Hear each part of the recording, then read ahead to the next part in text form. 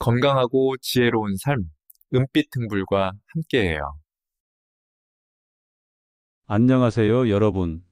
30년차 채취 클리닉 전문의 박용태입니다. 오늘은 정말 중요하고 민감한 이야기를 해드리려고 합니다. 혹시 이런 경험 있으신가요? 귀여운 손주가 할머니, 할아버지 품에 안기다가도 금세 고개를 돌리거나 도망가 버리는 경우 말입니다. 아니면 가족들이 조금씩 거리감을 두는 것 같다고 느끼신 적은 없으신가요? 엘리베이터에서 다른 사람들이 조금씩 피해가는 것 같다고 느끼신 적은요? 사실 이런 일들이 우연이 아닐 수도 있습니다. 오늘 이 영상을 끝까지 보시면 이런 문제들이 왜 생기는지 그리고 어떻게 해결할 수 있는지 정확히 알게 되실 겁니다. 특히 우리 몸에서 냄새가 가장 많이 나는 핵심 부위 세 곳을 알려드릴 텐데요. 이 부분들만 제대로 관리하셔도 가족들과의 관계가 훨씬 가까워질 수 있습니다. 실제로 제가 상담한 많은 어르신들이 이 방법들을 실천한 후에 손주가 이제 제게서 도망가지 않아요. 가족들이 훨씬 가까이 다가와요 라고 말씀해 주셨습니다. 지금부터 말씀드리는 내용은 의학적으로 입증된 사실들이니까 끝까지 집중해서 들어보세요. 특히 15분 후에 말씀드릴 놀라운 해결책은 절대 놓치지 마시기 바랍니다. 먼저 충격적인 사실 몇 가지를 말씀드리겠습니다. 첫 번째 충격적 사실. 나이가 들면서 우리 몸에서는 젊을 때와는 완전히 다른 특별한 냄새가 나기 시작합니다. 이것을 의학적으로 노래날이라고 부르는데요. 이 노래날이라는 물질은 40세 이후부터 점점 많이 분비되기 시작해서 60세가 넘으면 상당히 강해집니다. 놀라운 것은 이 물질이 젊은 사람들에게서는 거의 검출되지 않는다는 점입니다. 두 번째 충격적 사실. 이 냄새를 본인은 잘 못 느끼지만 다른 사람들은 쉽게 알아차린다는 점입니다. 이것을 후각 적응이라고 하는데 본인의 냄새에는 금세 적응해 버려서 느끼지 못하게 됩니다. 세 번째 충격적 사실. 특히 어린 손주들은 후각이 어른보다 3배나 더 예민하기 때문에 이런 냄새에 더욱 민감하게 반응합니다. 그래서 할머니, 할아버지가 다가가면 자꾸 피하려고 하는 거예요. 네 번째 충격적 사실. 일본의 한 연구에 따르면 65세 이상 어르신의 85%가 이런 특별한 냄새를 가지고 있다고 합니다. 즉, 거의 대부분의 어르신들이 이 문제를 겪고 있다는 뜻입니다.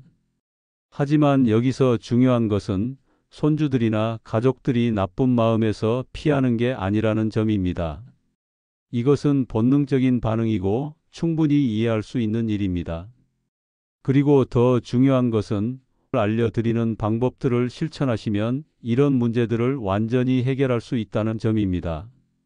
그럼 이제 왜 나이가 들면 냄새가 나는지 과학적이고 정확한 원인을 자세히 설명해 드리겠습니다. 첫 번째 원인은 신진대사의 근본적 변화입니다. 나이가 들면서 우리 몸의 신진대사가 20대에 비해 30% 이상 느려집니다. 그리고 몸에서 나오는 기름기, 즉 피지의 성분이 완전히 달라집니다. 특히 팔미톨레산이라는 성분이 젊을 때보다 5배 이상 많아지면서 특유의 냄새가 나게 됩니다. 이 팔미톨레산이 공기 중에 산소와 만나면서 산화되면 마치 오래된 기름 냄새 같은 독특한 냄새를 만들어냅니다. 두 번째 원인은 호르몬의 극적인 변화입니다. 남성의 경우 50세 이후 남성 호르몬인 테스토스테론이 매년 1%씩 감소합니다. 여성의 경우 폐경 이후 여성 호르몬인 에스트로겐이 급격히 감소합니다. 이런 호르몬 변화는 단순히 냄새만 바뀌는 것이 아니라 땀의 성분, 피지의 성분, 심지어는 침의 성분까지 모두 바꿔버립니다. 세 번째 원인은 피부 구조의 변화입니다. 나이가 들면 피부가 얇아지고 건조해집니다. 피부의 산성도도 변해서 세균이 번식하기 좋은 환경이 됩니다. 젊을 때는 피부가 약산성을 유지해서 나쁜 세균들을 억제했는데 나이가 들면서 이 기능이 약해집니다. 네 번째 원인은 장기 기능의 저하입니다. 간 기능이 약해지면서 몸에서 독소를 제대로 분해하지 못하고 신장 기능이 약해지면서 노폐물을 완전히 배출하지 못합니다. 이렇게 몸에 쌓인 독소와 노폐물이 피부를 통해서 냄새로 나타나게 됩니다. 다섯 번째 원인은 면역력의 저하입니다. 나이가 들면서 면역력이 떨어지면 피부 표면의 세균 균형이 깨집니다. 좋은 세균은 줄어들고 냄새를 만드는 나쁜 세균들이 번식하게 됩니다. 여섯 번째 원인은 생활 습관의 변화입니다. 활동량이 줄어들고 샤워 횟수가 줄어들며 옷을 자주 갈아입지 않는 등의 습관들이 냄새를 더욱 심하게 만듭니다. 하지만 놀라운 소식이 있습니다. 이 모든 원인들은 적절한 관리를 통해서 70% 이상 개선할 수 있다는 것이 최근 연구를 통해 밝혀졌습니다. 이제 가장 중요한 핵심 부위들을 알려드리겠습니다. 첫 번째 핵심 부위는 바로 목과 어깨 부분입니다. 이 부분이 왜 그렇게 중요한지 깜짝 놀라실 겁니다. 목과 어깨 부분에는 피지선이 우리 몸에서 가장 많이 분포되어 있습니다. 특히 목 뒤쪽과 어깨 사이 부분에는 피지선이 집중적으로 몰려 있어서 여기서 나오는 기름기가 산화되면서 아주 강한 냄새가 납니다. 더 놀라운 사실은 이 부분에서 나는 냄새가 다른 부위보다 3배나 더 멀리 퍼진다는 점입니다. 왜냐하면 목과 어깨는 상체에서 가장 높은 위치에 있어서 냄새가 위로 올라가면서 주변으로 퍼지기 때문입니다. 또한 이 부분은 옷으로 덮여 있는 시간이 하루 중 20시간 이상이라서 통풍이 전혀 안 되고 그래서 세균이 번식하기에 최적의 환경이 됩니다. 특히 목 뒤쪽 부분은 자신이 직접 보기 어려운 부위라서 관리가 소홀해지기 쉽습니다. 거울로 보려고 해도 잘 안 보이고 손으로 만져봐도 정확한 상태를 알기 어렵습니다. 그럼 이 부위를 완벽하게 관리하는 방법을 단계별로 알려드리겠습니다. 1단계는 올바른 세정입니다. 매일 샤워할 때 목과 어깨 부분을 특별히 신경 써서 씻으세요. 일반 비누보다는 항균 성분이 들어있는 항균 비누를 사용하시는 것이 좋습니다. 목 뒤쪽과 어깨 사이 부분을 손으로 최소 30초 이상 문질러서 기름기를 완전히 제거해 주세요. 이때 너무 세게 문지르지 마시고 부드럽게 원을 그리듯이 마사지하면서 씻어주세요. 2단계는 완벽한 건조예요. 샤워 후에는 반드시 목과 어깨 부분을 완전히 말려주세요. 물기가 조금이라도 남아있으면 세균이 번식하기 시작합니다. 수건으로 꼼꼼히 닦고 선풍기나 드라이어에 차가운 바람을 사용해서 완전히 말려주세요. 특히 목 뒤쪽의 잔털 부분까지 완전히 말려주시는 것이 중요합니다. 3단계는 의류 관리입니다. 목 주변에 착용하는 목도리, 스카프, 셔츠 칼라 등은 적어도 이틀에 한 번은 세탁해 주세요. 이런 소품들은 목과 직접 닿는 부분이라서 냄새가 아주 쉽게 벨 수 있습니다. 세탁할 때는 60도 이상의 온수를 사용하시고 항균 세제를 사용하시면 더욱 효과적입니다. 4단계는 마사지와 혈액순환입니다. 목과 어깨 마사지를 규칙적으로 해주세요. 마사지를 하면 혈액순환이 좋아지고 피지선의 기능도 정상화됩니다. 하루에 5분 정도만 목과 어깨를 부드럽게 마사지해 주시면 놀라운 효과를 볼 수 있습니다. 특히 자기 전에 하시면 숙면에도 도움이 됩니다. 5단계는 소재 선택입니다. 합성 섬유보다는 면이나 마, 실크 같은 천연 섬유로 된 옷을 입으시는 것이 좋습니다. 통풍이 잘 되는 소재를 선택하시면 냄새를 50% 이상 줄일 수 있습니다. 6단계는 전용 제품을 사용하는 것입니다. 목 전용 데오드란트나 항균 스프레이를 사용하는 것도 좋은 방법입니다. 시중에 목 전용 제품들이 나와 있으니까 이런 제품들을 활용해 보세요. 두 번째 핵심 부위는 겨드랑이와 가슴 부분입니다.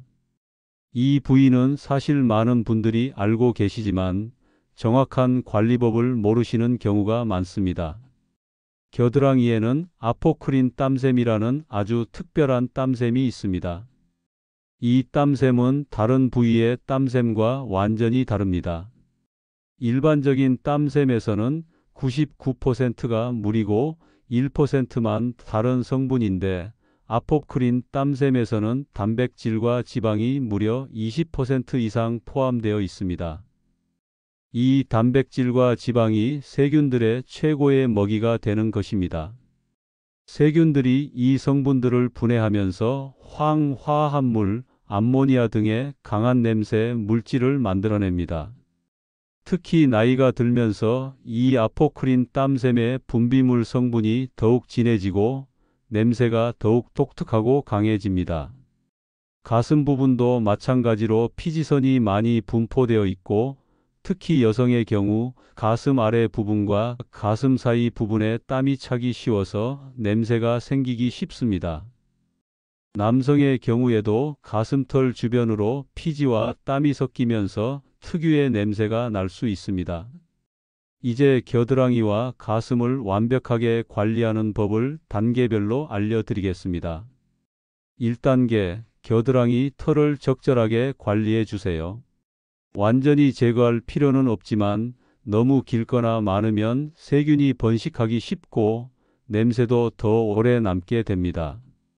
남성분들도 겨드랑이 털을 적당히 짧게 다듬어 주시는 것이 좋습니다. 길이는 1cm 정도가 적당합니다. 가슴털이 있는 남성분들도 마찬가지로 너무 길지 않게 다듬어 주세요. 2단계, 전용 세정제를 사용해 주세요. 겨드랑이와 가슴 전용 비누나 샴푸를 사용하세요. 일반 비누보다 항균 효과가 3배 이상 강한 제품들이 시중에 많이 나와 있습니다.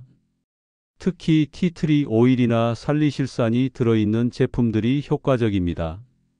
이런 성분들은 세균의 번식을 억제하고 냄새의 근본 원인을 제거해 줍니다.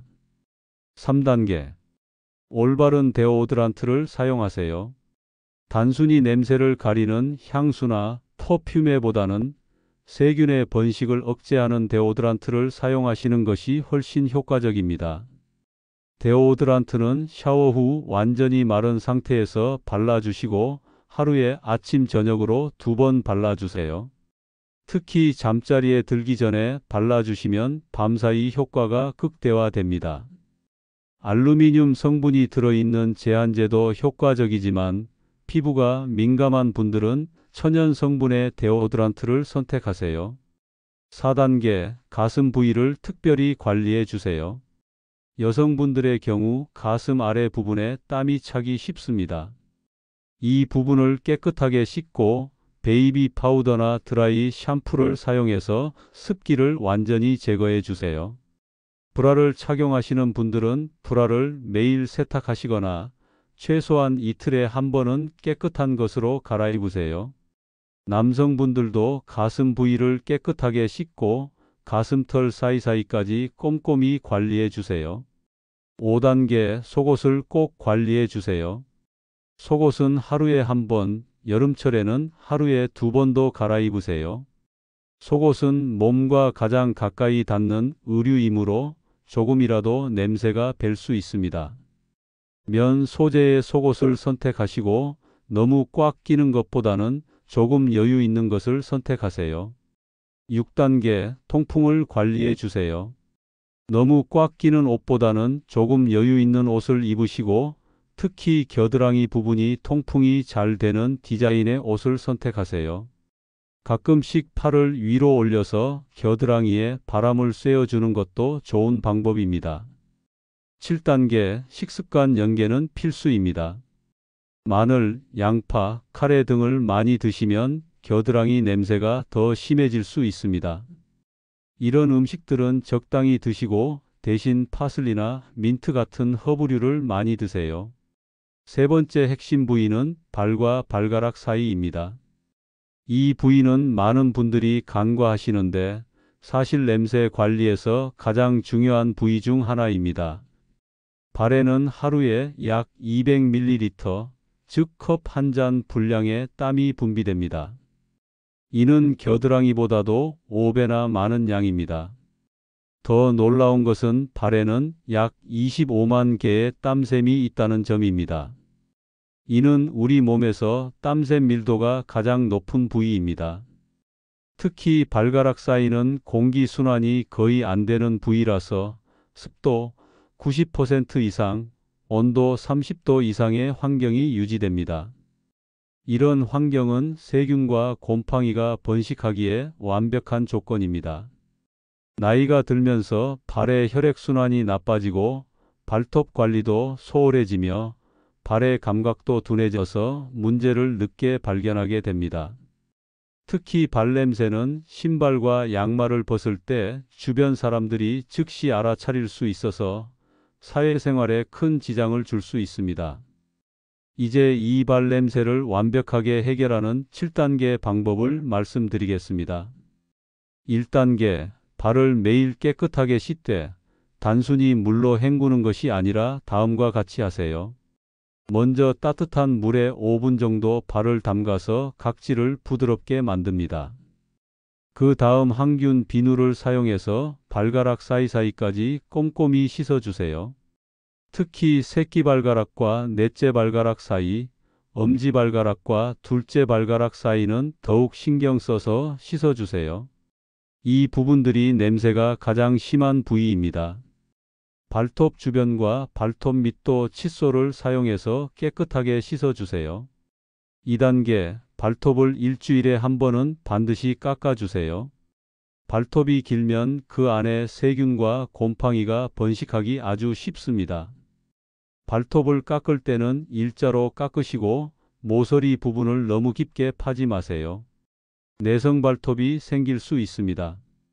발톱 주변의 각질도 정기적으로 제거해 주시고 발톱에 이상이 있으면 즉시 피부과에 가서 치료받으세요. 3단계, 씻은 후에는 반드시 수건으로 발을 완전히 말려주세요. 특히 발가락 사이는 자연 건조가 거의 불가능하니까 수건으로 꼼꼼히 닦아주세요. 수건으로도 부족하다면 드라이어에 차가운 바람을 사용해서 발가락 사이까지 완전히 말려주세요. 완전히 마른 후에는 발 전용 파우더를 발가락 사이와 발바닥에 발라주세요. 4단계, 양말은 절대로 이틀 연속 신지 마세요. 하루만 신어도 양말에는 수억 개의 세균이 번식합니다. 면 100% 양말을 선택하시고 너무 두꺼운 양말보다는 적당한 두께의 양말을 선택하세요. 여름철에는 하루에 2번도 양말을 갈아 신으시는 것이 좋습니다. 점심시간에 한 번 갈아 신으시면 오후 내내 쾌적할 수 있습니다. 양말을 세탁할 때는 60도 이상의 온수를 사용하시고 항균 세제를 사용하세요. 5단계, 절대로 매일 같은 신발을 신지 마세요. 신발 안의 습기가 완전히 마르려면 최소 24시간이 필요합니다. 최소한 3켤레의 신발을 번갈아 가며 신으시고 신지 않는 신발은 통풍이 잘 되는 곳에 보관하세요. 신발 안에 신문지나 제습제를 넣어두시면 습기 제거에 도움이 됩니다. 가죽 신발보다는 통풍이 잘 되는 운동화나 메쉬 소재의 신발을 선택하세요. 6단계, 발냄새 전용 파우더, 스프레이, 크림 등을 적극 활용하세요. 이런 제품들에는 세균을 억제하는 성분들이 들어있어서 냄새를 근본적으로 차단해 줍니다. 특히 항진균 성분이 들어있는 제품들을 선택하시면 발 곰팡이 예방에도 도움이 됩니다. 7단계, 발 마사지와 운동을 꾸준히 하세요. 혈액순환이 좋아지면 발의 건강도 좋아지고 냄새도 현저히 줄어듭니다. 자기 전에 5분 정도 발 마사지를 해주시고 발가락 운동도 해주세요. 발가락을 구부렸다 폈다 하는 운동을 20번씩 해주시면 혈액순환에 도움이 됩니다.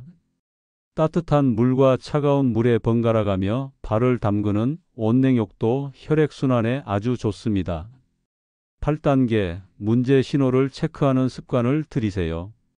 발톱 색깔이 노랗게 변하거나 발가락 사이가 하얗게 일어나거나 발에 상처가 잘 낫지 않으면 즉시 병원에 가서 검사 받으세요. 당뇨가 있으신 분들은 특히 발 관리에 신경 쓰셔야 합니다. 지금까지 핵심 부위 3곳의 관리 방법을 알려드렸는데요. 이제 전체적인 냄새 관리를 위한 추가 방법들을 자세히 말씀드리겠습니다. 전체적인 냄새 관리법 첫째, 하루에 최소 8잔, 약 2리터의 물을 마셔주세요. 충분한 수분 섭취는 몸속 독소를 배출하고 피부의 신진대사를 활발하게 만들어줍니다. 특히 기상 후 첫 물 한 잔은 밤사이 쌓인 노폐물을 배출하는 데 아주 효과적입니다. 물 대신 녹차나 허브차를 드시는 것도 좋은 방법입니다. 두 번째, 냄새를 줄이는 음식들을 적극 섭취하세요. 요거트, 김치 같은 유산균 음식은 장내 세균 균형을 맞춰주고 파슬리, 민트는 자연적인 소취 효과가 있습니다.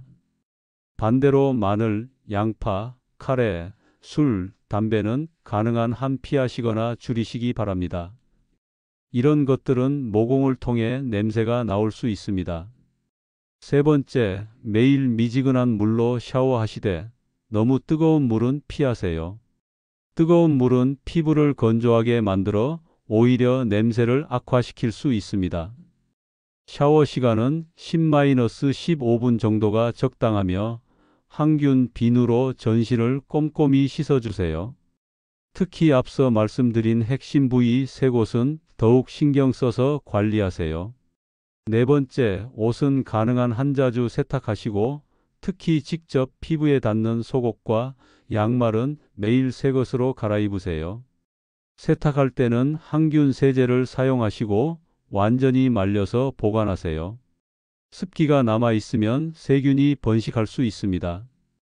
다섯 번째, 스트레스를 받으면 스트레스 호르몬이 분비되면서 특별한 냄새가 날 수 있습니다. 규칙적인 운동과 충분한 수면으로 스트레스를 관리하세요. 하루 30분 정도의 가벼운 산책도 혈액순환을 개선하고 냄새를 줄이는 데 도움이 됩니다.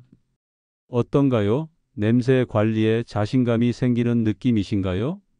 오늘 알려드린 방법들은 모두 의학적으로 검증된 안전한 방법들입니다.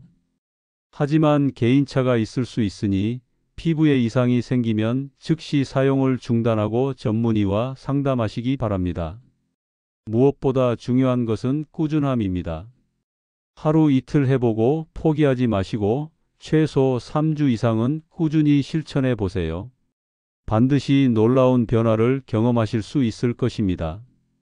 가족들과의 관계가 더욱 가까워지고 사회생활도 더욱 자신 있게 하실 수 있을 겁니다.